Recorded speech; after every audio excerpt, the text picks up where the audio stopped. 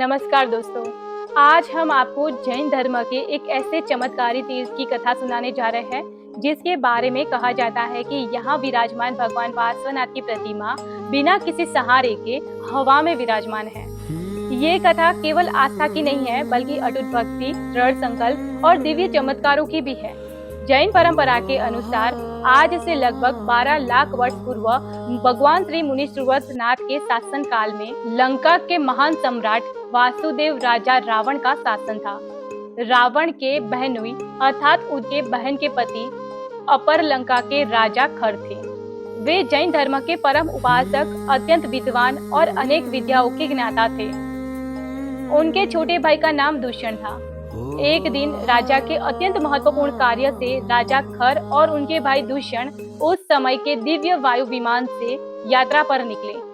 कई घंटों की यात्रा के बाद भोजन का समय हो गया था, किंतु राजा खर ने जीवन भर एक अटल व्रत लिया था कि वे भगवान की पूजा किए बिना कभी अन्न ग्रहण नहीं करेंगे। यात्रा के दौरान उन्हें एक सुंदर और शांत वन दिखाई दिया। राजा ने वही अपना विमान उतरवाया। स्नान करके वे पूजा के लिए तैयार हुए, लेकिन तभी एक बड़ी भूल का पता चला।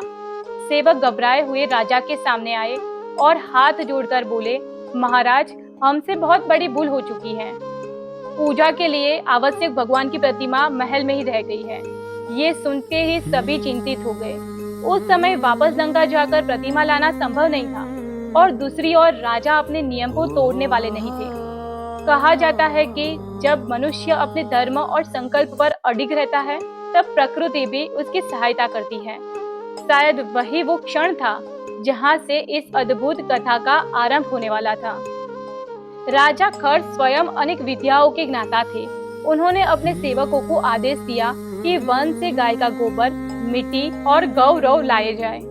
इन पवित्र पदार्थों से भगवान पार्श्वनाथ की एक दिव्य प्रतिमा का निर्माण कराया गया। इसके बाद अपनी दिव्य विद्याओं के प्रभाव से उस प्रतिमा को विशेष आध्यात्मिक शक्ति से संपन्न किया। प्रतिमा तैयार होने पर राजा खर ने अत्यंत श्रद्धा और भक्ति के साथ भगवान पार्श्वनाथ की पूजा अर्चना की। विधि विधान से पूजा पूर्ण करने के बाद उन्होंने अपना व्रत पूरा किया और भोजन ग्रहण किया। प्रस्थान से पहले राजा ने उस प्रतिमा को पास स्थित एक प्राचीन बावड़ी में अत्यंत श्रद्धा पूर्वक विसर्जित कर दिया और अपनी यात्रा पर आगे बढ़ गए। लेकिन कथा यहीं समाप्त नहीं होती। जैन परंपरा के अनुसार उस बावड़ी में निवास करने वाले देवात्माओं ने भगवान की उस तेजस्वी प्रतिमा की दिव्यता को पहचान लिया। उन्होंने अपनी दिव्य शक्तियों से उस प्रतिमा को और अधिक प्रभावशाली बनाया तथा उन्हें सुरक्षित स्थान पर स्थापित कर दिया। कहा जाता है कि नागराज धरणेधर की प्रेरणा से वे देवात्माएं प्रतिदिन भगवान पार्श्वनाथ की पूजा, भक्ति और सेवा करती रही। समय बीतता गया, लेकिन उस बावड़ी का जल असाधारण रूप से पवित्र और प्रभावशाली माना जाने लगा।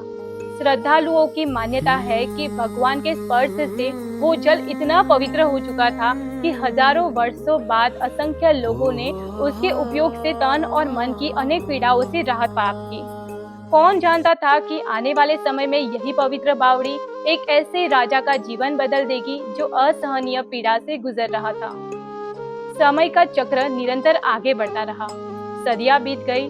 जैन परंपरा के अनुसार लगभग 950 वर्ष पूर्व अचलपुर के राजा श्रीपाल राज्य करते थे। वे एक पराक्रमी, न्यायप्रिय और प्रजावत्सल्य शासक थे। उनके राज्य में किसी भी प्रकार की कमी नहीं थी। धन, वैभव, सेना और सम्मान सब कुछ उनके पास था। लेकिन कहते हैं कि जब भाग्य प्रतिकूल हो जाए तो अपार संपत्ति भी मनुष्य के दुख को दूर नहीं कर सकती। कुछ समय बाद राजा श्रीपाल एक भयंकर कुष्ठ रोग से ग्रस्त हो गए। धीरे धीरे उनका पूरा शरीर घाव से भरने लगा। घावों से लगातार स्राव होता था। शरीर में असहनीय जलन रहती थी और दिन प्रतिदिन उनकी स्थिति बिगड़ती चली गई। राजवैद्यों से लेकर दूर दराज के प्रसिद्ध चिकित्सकों तक हर प्रकार का उपचार कराया गया। यज्ञ, हवन, औषधियां और अनेक उपाय किए गए, लेकिन रोग में किसी भी प्रकार का सुधार नहीं हुआ। रातों की नींद उड़ चुकी थी। दर्द इतना बढ़ गया था कि उन्हें न दिन में चैन मिलता था न ही रात में विश्राम। आखिरकार राजा श्रीपाल में राज्य का अधिकांश कार्य अपने मंत्रियों को सौंप दिया और रानी सहित तीर्थ यात्रा एवं देश देशांतर के भ्रमण पर निकल पड़े। उन्हें स्वयं भी नहीं पता था कि नियति उन्हें कहाँ ले जा रही है। एक दिन यात्रा करते करते वे उसी वन प्रदेश में पहुंचे जहां सदियों पहले राजा खर ने भगवान पार्श्वनाथ की प्रतिमा को बावड़ी में विसर्जित किया था। लंबी यात्रा के कारण राजा को अत्यधिक प्यास लगी थी। उन्होंने अपने सेवकों को पानी लाने के लिए आदेश दिया। सेवक पास ही उसी प्राचीन बावड़ी से जल लेकर आए। राजा श्रीपाल ने जैसे ही वो जल पिया और उसी जल से अपने हाथ, पैर और मुख धोए, उन्हें एक अद्भुत शीतलता का अनुभव हुआ। वर्षों बाद उनके शरीर को मानो कोई शानदार सुकून मिला। राजा अपने शिविर में लौट आए। कुष्ठ रोग के कारण उन्हें कई वर्षों से गहरी नींद नसीब नहीं हुई थी, लेकिन उस रात कुछ ऐसा हुआ जिसकी किसी ने कल्पना नहीं की थी। राजा श्रीपाल गहरी और शांत निद्रा में सो गए। सुबह जब रानी की आंख खुली तो उन्होंने देखा कि राजा अभी भी गहरी नींद में है। ये दृश्य उनके लिए आश्चर्यजनक था, क्योंकि पिछले कई वर्षों से राजा पूरी रात करवटें बदलते रहे थे। रानी धीरे धीरे उनके पास पहुंची। उन्होंने ध्यान से राजा का चेहरा देखा तो वे चकित रह गई। राजा के हाथ, पैरों और मुख पर कुष्ठ रोग के कई निशान हल्के पड़ चुके थे। पूछ गांव तो मानो गायब ही हो चुके थे। रानी ने तुरंत राजा को जगाया और पूरी रात की घटना के बारे में पूछा। राजा ने शांत स्वर में कहा कि मुझे ऐसा लगता है कि ये सब उस बावड़ी के जल का प्रभाव है। जैसे ही मैंने उसका जल पिया, मेरे शरीर को एक अद्भुत शांति मिली और वर्षों बाद मुझे गहरी नींद आई। रानी ने विनम्रता से कहा, यदि केवल जल पीने से इतना परिवर्तन आ सकता है तो क्यों ना आप उसी पवित्र जल से स्नान भी करें। राजा ने तुरंत उनकी बात स्वीकार कर ली। वे उसी बावड़ी के पास पहुंचे और श्रद्धा के साथ उसके जल से स्नान किया। जैसे ही स्नान पूरा हुआ, राजा के शरीर से कुष्ठ रोग पूरी तरह समाप्त हो गया। जो रोग वर्षों से किसी औषधि से ठीक नहीं हुआ था, वो उस पवित्र जल के प्रभाव से दूर हो गया। राजा और रानी दोनों भाव विभोर हो उठे। अब राजा के मन में केवल एक ही प्रश्न था कि आखिर इस बावड़ी के जल में ऐसा कौन सा रहस्य छिपा है। इस रहस्य को जानने के लिए राजा श्रीपाल ने उपवास और तपस्या करना संकल्प लिया। 1 दिन, 2 दिन, 3 दिन, 3 उपवास पूरे हो चुके थे। चौथी रात, आधी रात के समय, जब चारों ओर गहरा सन्नाटा था, तभी राजा को एक दिव्य स्वप्न आया। स्वप्न में बावड़ी के देवात्मा उनके सामने प्रकट हुए।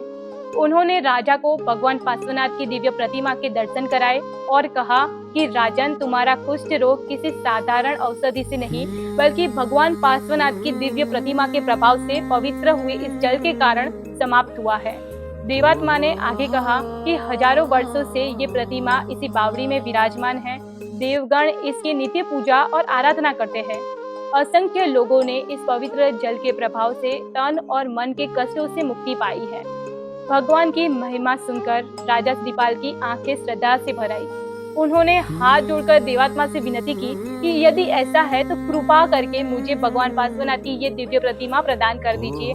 मैं अपने राज्य में भव्य जिनालय बनवाकर उसकी स्थापना करूंगा, ताकि समस्त प्रजा भगवान के दर्शन कर सके। लेकिन देवात्मा मुस्कुराए और बोले, राजन, ये संभव नहीं है। इतना कहकर वे उसी क्षण अदृश्य हो गए। स्वप्न समाप्त हो गया। सुबह होते ही राजा ने पूरी घटना रानी को सुनाई। रानी ने बड़े विश्वास के साथ कहा, यदि आपकी भावना निस्वार्थ है और भगवान की महिमा संसार में फैलाने की है, तो निश्चिंत ही आपकी भक्ति सफल होगी। आप अपने उपवास जारी रखिए।